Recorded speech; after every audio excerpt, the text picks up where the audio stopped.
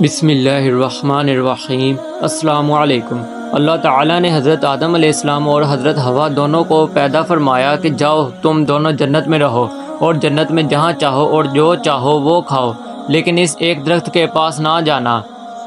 حضرت آدم و حوا جب جنت میں تشریف لے گئے تو شیطان نے ان کے دلوں میں یہ وسوسہ پیدا کر دیا کہ یہ درخت جس کے پاس بھی جانے سے ہمیں روکا گیا ہے تاکہ ہم فرشتوں کی طرح کھانے پینے سے بے نیاز نہ ہو جائیں۔ شیطان نے پھر قسم کھا کر ان سے کہا کہ میں تم دونوں کا خیر خواہ ہوں، آپ اس درخت سے کچھ کھا لیں، کچھ نہیں ہوتا۔ حضرت آدم علیہ السلام نے شیطان کے منہ سے اللہ کی قسم سن کر یقین کر لیا کہ یہ ہمارا خیر خواہ ہی ہے۔ آپ کو گمان بھی نہ تھا کہ کوئی اللہ کی قسم کھا کر بھی جھوٹ بول سکتا ہے، اس لیے آپ نے اس کی بات پر اعتبار کر لیا اور اس درخت سے کچھ کھا لیا۔ کھاتے ہی حضرت آدم علیہ السلام اور حوا دونوں کے بدن سے جنتی لباس اتر گیا اور ان میں ایک دوسرے سے اپنا جسم چھپا نہ رہ سکا، اور پھر وہ اپنے بدن پر جنت کے پتے چپٹانے لگے۔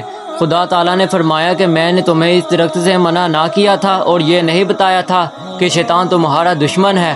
حضرت آدم علیہ السلام و حوا دونوں عرض کرنے لگے، اے رب ہمارے، ہم نے اپنا آپ برا کیا، اب اگر تو نے ہم پر رحم نہ کیا اور ہمیں نہ بخشا تو ہم نقصان اٹھائیں۔ پھر حضرت آدم علیہ السلام نے اللہ تعالیٰ سے یہ الفاظ میں دعا مانگی، اے اللہ، میں تجھ سے تیرے بندہ خاص محمد مصطفیٰ صلی اللہ علیہ وآلہ وسلم کے جاؤ مرتبت کے طفیل میں اور اس کی کرامت کے صدقہ میں جو انہیں تیرے دربار میں حاصل ہے مغفرت چاہتا ہوں۔ یہ دعا کرنی تھی کہ حق تعالیٰ نے ان کی مغفرت فرما دی اور شیطان خائف و خاصر رہ گیا۔ اس کا حوالہ یہ قرآن پاک کے 8ویں سپارے میں ہے۔ شیطان کی درخواست۔ خدا تعالیٰ نے شیطان کو حضرت آدم علیہ السلام کی خاطر جب اپنی بارگاہ سے نکال دیا تو شیطان نے خدا سے درخواست کی کہ الہی، تو نے مجھے مردود تو کر ہی ڈالا ہے، اب اتنا کر کہ مجھے آدم کی اولاد پر پوری قدرت اور قابو دے دے تاکہ انہیں میں گمراہ کر سکوں۔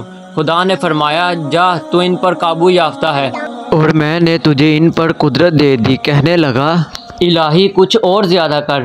فرمایا، تو ان کے مالوں میں شرکت کرے، یعنی تو ان کے مال معیشت میں خرچ کروا سکے گا۔ کہنے لگا، کچھ اور زیادہ کر۔ فرمایا، جا، ان کے سینے تیرے رہنے کے گھر ہوں گے۔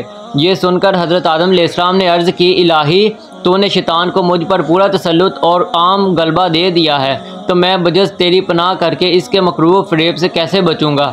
فرمایا، آدم، تمہارے ہاں جو بچہ بھی پیدا ہوگا میں اس پر ایک زبردست فرشتہ متعین کروں گا جو اسے شیطانی وساوس سے بچائے گا۔ عرض کیا، الہی اور زیادہ کر۔ فرمایا، میں ایک نیکی کے بدلے 10 گنا ثواب دوں گا۔ عرض کیا، الہی کچھ اور زیادہ کر۔ فرمایا، میں ان سے توبہ کا مادہ نہ چھینوں گا جب تک ان کے جسموں میں روحیں باقی رہیں گی۔ عرض کیا، الہی کچھ اور زیادہ کر۔ فرمایا، میں ان کے سروں پر اپنی مغفرت کا تاج رکھوں گا اور کسی کی پرواہ نہ کروں گا۔ آدم علیہ السلام نے عرض کیا، الہی مجھے یہ کافی ہے۔ خدا تعالیٰ نے شیطان کو مردود کیا تو شیطان نے کہا، الہی تو نبی اے آدم پیغمبروں کو بھیجے گا، کتابیں نازل کرے گا، میرے پیغمبر اور میری کتاب بھی کوئی ہونی چاہیے۔ خدا تعالیٰ نے فرمایا، کاہن نجومی تیرے پیغمبر ہوں گے۔ عرض کیا، میری کتاب؟ فرمایا، خیالی تک بندی اور جھوٹے شعر تیری کتاب ہیں۔